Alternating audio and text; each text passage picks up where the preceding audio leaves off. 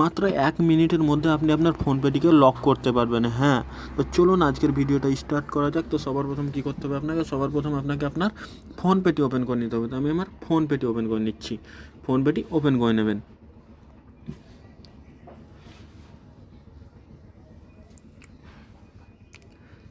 ফোনপেটা open করে নেওয়ার পর আপনি দেখতেই পাচ্ছেন। তো আপনি কী করবেন, আপনি এখানে দেখতে পাবেন প্রোফাইল, এখানে প্রোফাইল দেখতে পাবেন। তো আপনি এখানে ক্লিক করে দেবেন। তো আমি এখানে ক্লিক করে দিচ্ছি।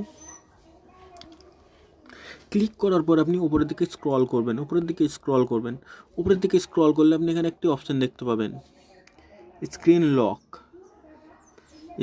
লক দেখতে পাবেন। তো আপনাকে কী করতে হবে, আপনাকে সিম্পলি কিছু করতে হবে না, এখানে আপনি এটাকে অন করে দেবেন।